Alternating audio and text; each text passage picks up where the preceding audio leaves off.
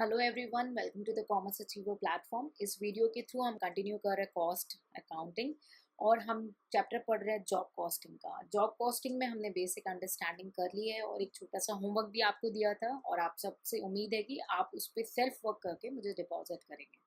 तो चलिए इससे हम बेसिक न्यूमेरिकल करते हैं आज जॉब कॉस्टिंग का। हम दो न्यूमेरिकल एक बेसिक अंडरस्टैंडिंग के लिए जॉब कॉस्टिंग का देखेंगे, ठीक है। तो चलिए आपके सामने स्क्रीन में मैंने न्यूमेरिकल शेयर किया गया है। Information given below has been taken from the cost record of the factory in respect of job 303। Generally job को नाम दिया जाता है ना, क्योंकि मैंने क्या बोला ये कस्टमर की रिक्वायरमेंट के हिसाब से। तो कई बार आपको बहुत सारे जॉब मिल जाते हैं, तो आप जब नंबर एलोकेट करते तो आप उस हिसाब से उसको गिवन कर पाते हो रिटर्न में, ठीक है। तो डायरेक्ट मटेरियल दिए 5000। वेजेस यानी लेबर का जो आप वेज दे रहे हैं उसका 3 डिपार्टमेंट है, इसके 3 डिपार्टमेंट के थ्रू वो क्रॉस कर रहे हैं। पहले डिपार्टमेंट में उसको 60 घंटे लगते हैं और 1 घंटे का 3 रुपये चार्ज है। दूसरे डिपार्टमेंट में 40 घंटे लगते हैं जिसका 2 रुपये चार्ज है। और तीसरे डिपार्टमेंट में 20 घंटे लगते हैं जिसका 5 रुपये चार्ज है, ठीक है। वेरिएबल ओवरहेड है।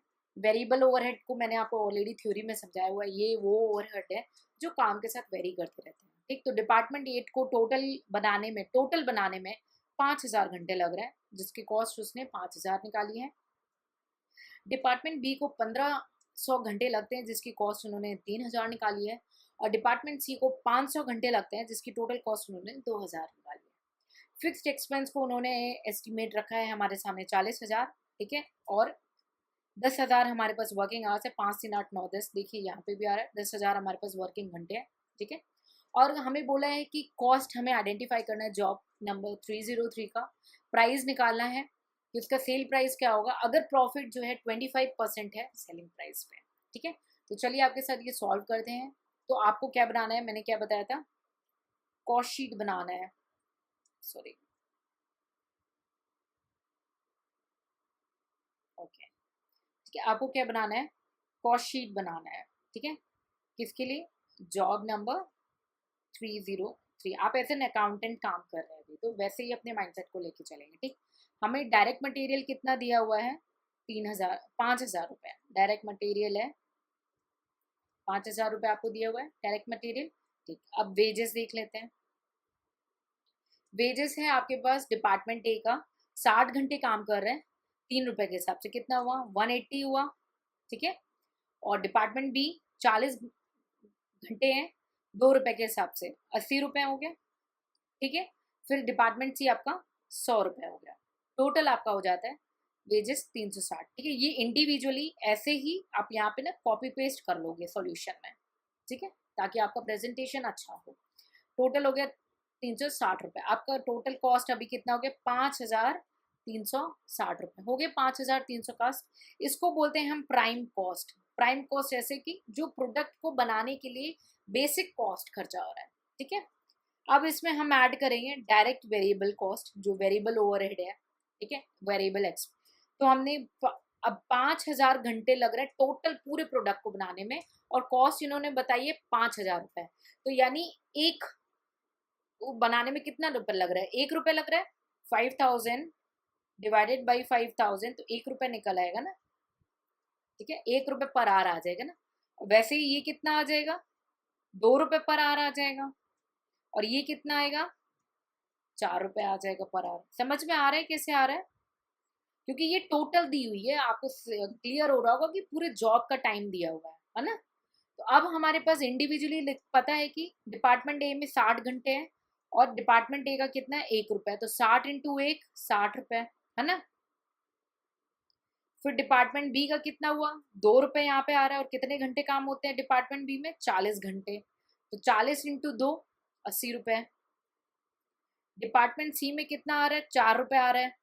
और कितने घंटे काम हो रहे हैं, 20 घंटे होता है। तो 20 × 4 80 रुपये, ठीक है। इसको भी ऐसे ही जैसे ये प्रेजेंट के लिए लिखा है वैसे यहाँ पे लिखेंगे प्रेजेंटेशन के लिए। कितना हुआ, 220 रुपये। ये आपका आ गया वेरिएबल कॉस्ट। अब फिक्स्ड ओवरहेड देखते हैं। आपका फिक्स जो खर्चा है वो गिवन है 40,000 रुपये, 10,000 घंटे लग गए पूरा, और 40,000 रुपये फिक्स्ड कॉस्ट है। तो आपका रेट कितना हुआ वर्किंग आवर्स के हिसाब से, 40,000 divided by 10,000 is equals to ₹4 per our हो रहा है ना, 4 पर आवर। और टोटल आर कितने हो रहे हैं, 60 60 प्लस 40 प्लस 20, 120 घंटे हो रहे हैं ना, तो इंटू 120 कर लेंगे, तो कितना हुआ 480। फिक्स्ड ओवरहेड हो गया आपके 480।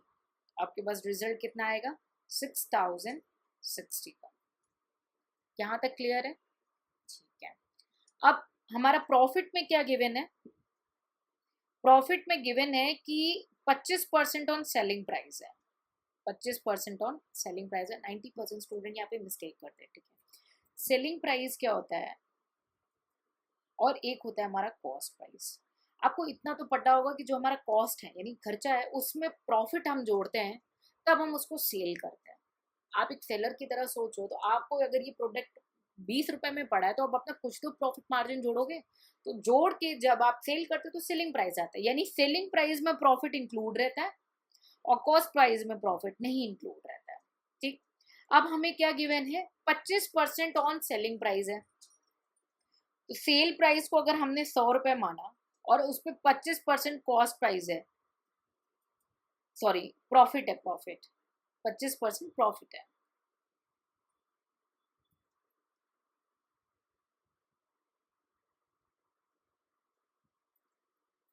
ठीक है, 25% आपका प्रॉफिट है, तो 75 रुपए यानी 75 रुपीज आपका कॉस्ट आएगा। अब हमें परसेंटेज निकालना है, तो आप क्या कर लेंगे 25/75, ताकि ऑन कॉस्ट आ जाए, ऑन कॉस्ट आ जाए। अभी ऑन किस पे है, सेल प्राइस पे है, तो अभी ऑन कॉस्ट आ जाए। क्या करिए 1/3 हो जाएगा, इसको सॉल्व कर लेंगे, 1/3 हो जाएगा। ठीक है, सो ये आपका कॉस्ट आया था 6060, ये आपका कॉस्ट आ गया था ना, तो 1/3 प्रॉफिट अगर इसमें ऐड करेंगे तो कितना होगा 2020 प्रॉफिट ऐड किया, तो आपका सेलिंग प्राइस आ गया ना 8080। ये आपका प्रॉफिट हो गया, ये आपका कॉस्ट था, ये आपका सेल प्राइस। कोई डाउट है तो प्लीज पूछेंगे, बेसिक न्यूमेरिकल था। ठीक है, वर्किंग नोट में आप सेपरेटली शो करोगे वेरिएबल ओवरहेड का, जो मैंने वर्बली कराया कि 5000 रुपये डिवाइडेड बाई 5000 घंटे इंटू क्या है आपका इक्वली 1 रुपीज़ पर आवर। ऐसे डिपार्टमेंट बी का डिपार्टमेंट सी का करेंगे। कोई डाउट है तो प्लीज पूछेंगे।